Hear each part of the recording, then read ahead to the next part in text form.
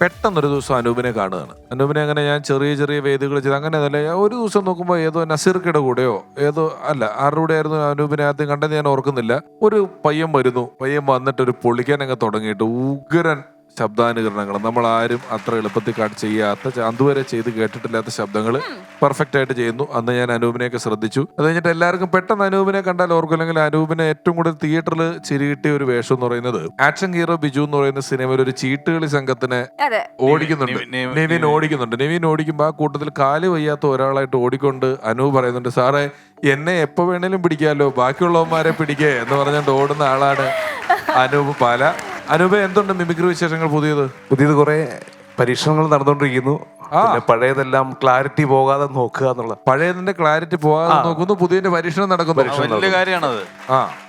ഒരുപാട് ചെയ്യുന്നതിലല്ലേ ചെയ്യുന്നത് ആൾക്കാരിലേക്ക് എത്തുന്നതിൽ. ഞാൻ ശരിക്കും പറഞ്ഞ ഒരുപാട് സാധനം ചെയ്തിട്ട് അവര് പറയും ഇത് വേണ്ട, വേറെ സംഭവം മതി. അതായത് കുറെ അങ്ങനത്തെ കൂട്ടുകാരുണ്ട് പറഞ്ഞു തരാനായിട്ട്. അതായത് മോശമാണെങ്കിൽ മോശമാണെന്ന് പറഞ്ഞു തരാനുള്ള കൂട്ടുകാരുള്ളതുകൊണ്ടാണ് ശരിക്കും പറഞ്ഞാൽ. ഞങ്ങൾക്കൊക്കെ മോശം മാത്രം പറയുന്ന കുറെ കൂട്ടുകാരുണ്ട് അല്ലേ?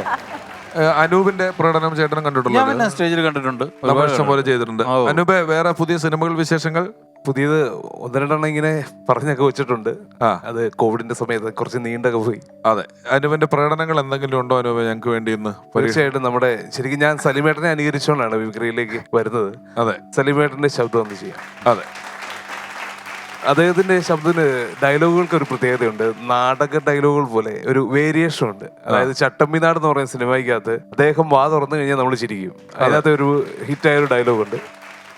ഇന്നലെ കാവിൽ കഥകളി കാണാൻ പോയില്ലായിരുന്നുവെങ്കിൽ എന്താക്കുമായിരുന്നു ആശാന്റെ മക്കളുടെ കത്ത് എന്നും ഈ വരാന്തേക്കൾ തുടങ്ങി ഞാൻ ഒരിട്ട് സ്നേഹത്തിന് നടത്തറ വാസിന്റെ വീട്ടിൽ പോയില്ലായിരുന്നുവെങ്കിൽ എന്താക്കുമായിരുന്നു എന്റെ കത്ത്.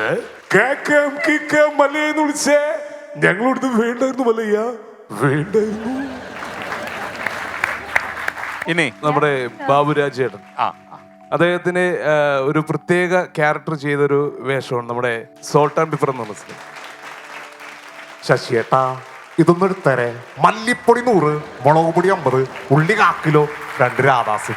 സാറ് പോയിട്ട് എത്ര ദിവസമായി? മിനിഞ്ഞാന്ന് സാറ് വരുന്നു കരുതി നല്ല നാടൻ കോഴിക്കറി ഉണ്ടാക്കി വെച്ചു. എന്നിട്ടെന്താ ഞാൻ തന്നെ കഴിച്ചു തീർത്തു. സാറിന് മൊബൈൽ ഫോൺ വാങ്ങിക്കൂടെ? അല്ലെങ്കിലും കുടിയന്മാർക്ക് ചോദിക്കാനും പറയാനും ആരും ഇല്ലല്ല. ഈ കൂടെ തന്നെ കോമഡി സിനിമകളിലേക്ക് വഴിമാറിയ ആളാണ് നമ്മുടെ ഭീമൻ രഘുചേട്ടൻ. അദ്ദേഹത്തിന്റെ ആ പഴയകാല ശബ്ദം എന്ന് പറഞ്ഞാൽ അറിയാലോ ചേട്ടൻ. വരണം വിശുദ്ധിയുടൻ തന്നെ ഞാൻ കാത്തിരിക്കുമായിരുന്നു. എന്നെ ഇങ്ങോട്ട് ട്രാൻസ്ഫർ ചെയ്ത നീയാണെന്ന് അറിഞ്ഞത് മുതൽ വിനാശകാലേ വിപരീത ബുദ്ധി. അദ്ദേഹം കോമഡി സിനിമകൾക്ക് വഴിമാറിയപ്പോഴത്തേക്കും അദ്ദേഹത്തിന്റെ ആ ശബ്ദം അങ്ങ് വേറൊരു ടോണിലേക്ക് മാറി. ഭാവം മാത്രമല്ല, ശബ്ദവും ഒരു ചേഞ്ച് ആയി. കോമഡി സിനിമകളിലെ വോയിസ് ഏകദേശം ഇങ്ങനെയാ. നിനക്ക് പഴയകാല വില്ലന്മാരെ പൂച്ചവാണല്ലേ, അളിയോ ചതിക്കല്ലേ, അളിയനെ ഈ കൊട്ടാരത്തിൽ കൊണ്ടുവന്ന ഇപ്പൊ ഞങ്ങള് കൊട്ടാരത്തിന് വെളിയിലും അളിയൻ അന്തപ്പുരത്തിലും, അളിയോ ചതിക്കല്ലേ. പിന്നെ നന്നായിട്ട് പാട്ട് പാടുന്ന ആളാണ് നമ്മുടെ ഭീമൻ രഘുചേട്ടൻ. ഈ അടുത്ത് ഹിറ്റായ ദർശന എന്ന് പറയുന്ന ഗാനം ചേട്ടൻ പാടുകയാണെങ്കിൽ എങ്ങനെയായിരിക്കും നോക്കാം. ചേട്ടൻ പാടിയിട്ടുണ്ടോന്ന് എനിക്കറിയത്തില്ല, അതെങ്ങനെയായിരിക്കും ഞാൻ ശ്രമിക്കുകയാണ്.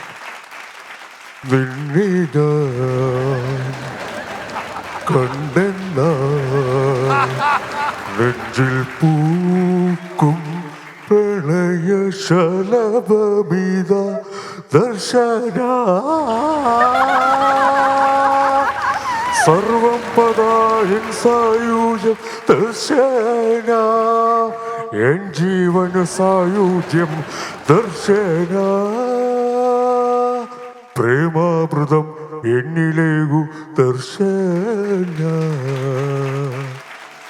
അല്ല, ഇവ രഘുചേട്ടൻ പാടുന്നത് പറഞ്ഞുകൊണ്ടുള്ള ഒരു അനുഭവം പറഞ്ഞാൽ, രഘുചേട്ടൻ ഞാൻ എഴുതിയ ഒരു ജയറാമേട്ടൻ്റെ ഒരു ഷോ, ഒരു വലിയ ഫിലിം അവാർഡ്സ് തുടങ്ങാൻ പോവുകയാണ്. ആ ഫിലിം അവാർഡ്സിൽ ഒരു 40 മിനിറ്റ് സെഗ്മെന്റ് ജയറാമേട്ടൻ്റെ ഒരു ഷോ ഉണ്ട്. അതിലൊരു വേഷത്തിൽ രഘുചേട്ടനുണ്ട്. അപ്പൊ ഈ ഫിലിം അവാർഡൊക്കെ തുടങ്ങുന്നതിന് മുമ്പ് 6 മണിക്കൊക്കെ തുടങ്ങിയ വെളുപ്പിന് 4 മണി വരെയാണല്ലോ. അവൈലബിൾ ആൾക്കാരെ വെച്ചിട്ടൊരു പ്രെയർ ഉണ്ടാവും എപ്പോഴും. അപ്പം ഫിലിം അവാർഡ് തുടങ്ങുന്നതിന് തൊട്ട് മുമ്പ് അതിന്റെ ഡയറക്ടർ വന്നു, എല്ലാവരും ഒരു പ്രയർ നമുക്ക് തുടങ്ങാൻ പോവാണ്, ഇപ്പൊ തുടങ്ങണം, 6 മണിയായി, ലൈറ്റ് പോയി തുടങ്ങാന്ന് പറഞ്ഞു. അപ്പൊ ഞങ്ങൾ സ്കിറ്റിന്റെ ആൾക്കാരുണ്ട്, കുറച്ച് ഡാൻസിന്റെ ആൾക്കാർ നിൽക്കുന്നുണ്ട്, ജയറാമേട്ടനുണ്ട്, ഞങ്ങൾ എല്ലാവരും ഇങ്ങനെ നിൽക്കുന്നുണ്ട്. ഞങ്ങൾ കുറച്ച് പേര് ചെന്നു, ഭീമന്റെ ചേട്ടൻ ഒരു എസ്ഐയുടെ വേഷമൊക്കെ ഇട്ട് അവിടെ നിൽക്കുന്നുണ്ട്. ഓക്കെ, പ്രയർ എന്ന് പറഞ്ഞാൽ സാധാരണ സ്റ്റേജിന്റെ പുറകിൽ എല്ലാവരും ഇങ്ങനെ സൈലന്റ് ആയിട്ട് നിന്ന് കണ്ണടച്ച് നിന്ന് ഒരു മിനിറ്റ് പ്രാർത്ഥിച്ചിട്ടാണ് ഷോ തുടങ്ങുന്നത്. ഓക്കെ, എല്ലാവരും എത്തി അസംബിളായി റൗണ്ടായിട്ട് നിന്നു. അപ്പം അദ്ദേഹം പറഞ്ഞു, നമ്മുടെ ഷോ തുടങ്ങുകയാണ്, ഇനി നമ്മളെല്ലാവരും അങ്ങോട്ടും ഇങ്ങോട്ടും സഹകരിക്കണം, പരമാവധി ആൾക്കാർ സ്റ്റേജിന്റെ അടുത്ത് തന്നെ നിൽക്കണം, പെട്ടെന്ന് എന്തെങ്കിലും വന്നാൽ കയറാൻ റെഡിയായിട്ട് നിൽക്കണം. അങ്ങനെ എല്ലാ ഇൻസ്ട്രക്ഷനും തന്നിട്ട് പുള്ളി പറഞ്ഞു ഓക്കെ പ്രയർ എന്ന് പറഞ്ഞ എല്ലാവരും കണ്ണടച്ചങ്ങ് നിന്നപ്പം ആ സൈലൻസിൽ രഘുചേട്ടൻ ഗജാനനം ഭൂതഗണാതിസേവിതം, അത് എസ്ഐയുടെ കോസ്റ്റ്യൂമില് തൊപ്പിയിട്ട് നിന്നിട്ട് ഒരു പ്രയർ പൊളിഞ്ഞു പോയി. പ്രയർ പൊളിഞ്ഞ് ഞാൻ നോക്കുമ്പോ ജയറാമേട്ടൻ എന്നും പറഞ്ഞൊരു ഒറ്റ ഓട്ടം സൈഡിൽ നിന്ന് 4 ചെതറി ഓടി പ്രയർ പൊളിഞ്ഞിട്ട് എല്ലാവരും കൂടെ. ഓക്കെ, പറഞ്ഞെന്നുള്ളൂ ഈ സമയത്ത്. ഇനി അടുത്തത് നമ്മുടെ ശശി കലിംഗ ചേട്ടന്റെ ശബ്ദം. അതെ, ഇത് കുറച്ച് വരാല കൊടമ്പടി ഇട്ട് വെച്ച കിടക്കും നമ്പരത്തെ പോലെ തീറ്റയുടെ പ്രസവമായിരുന്നു. കൊച്ചിന്റെ അച്ഛന്റെ രമേശാണോ ബാബു ആണോ നിന്നറിയാം. നിന്നോട് ഞാൻ ആ പച്ചക്കോടലിൽ ചുമന്ന മത്ത് പിടിപ്പിച്ച പാർട്ടി വേറെ എടുത്തോണ്ട് വരാല്ലോ പറഞ്ഞു അന്തോണി. Bloody fool. ഇനി നമ്മുടെ അനൂപ് ചന്ദ്രൻ, അദ്ദേഹത്തിന്റെ ഒരു നടപ്പിനൊരു പ്രത്യേകതയുണ്ട്. അതായത് സ്റ്റേജിലേക്ക് വരുമ്പോഴത്തേക്കും നമുക്ക് നിഴല് കാണുമ്പോൾ മനസ്സിലാവും ഈ വരുന്ന ആരാണെന്ന്. അദ്ദേഹത്തിന്റെ നടപ്പ് ഏകദേശം അത് ഇങ്ങനെയായിരിക്കും. അടിയ ഫസ്റ്റ് വീക്ക് അവനോടിക്കുന്ന സുഷമയുടെ കല്യാണം അളിയാ നാളെ. അവക്കറിയാമോ എന്ന് എനിക്കറിയില്ല. കഴിഞ്ഞ 2 വർഷമായി ഞാനവളെ പ്രേമിക്കാന്നളിയാ. ഇച്ചായനാത്തിനാ എല്ലാ ശനിയാഴ്ചയും കള്ളു മേടിച്ചോർത്തി ഈ അപ്പച്ചനെ ചീത്തയാക്കുന്നേ. വേണേ എന്നെ ചീത്തയായിക്കോ, ഞാനൊന്നും പറയത്തില്ല. ഇനി നമ്മുടെ ദുൽഖറിന്റെ ശബ്ദം. ഹലോ, നിങ്ങളിപ്പോ താമസിക്കുന്ന റൂമില് പണ്ട് ഭാഗത്തിന് ഒരു പാവം ചിന്ന ഞാൻ. ഇപ്പൊ അവിടെയുള്ള സാധനങ്ങൾ വേണ്ടിയല്ല. ഞാൻ താമസിച്ചപ്പോ എന്റെ കൂടെ താമസിച്ചു. ഇപ്പൊ നിങ്ങൾ താമസിക്കുമ്പോ നിങ്ങളുടെ കൂടെ താമസിക്കും. വേണമെങ്കിൽ എടുക്കാം, വേണ്ടേ കളയാം.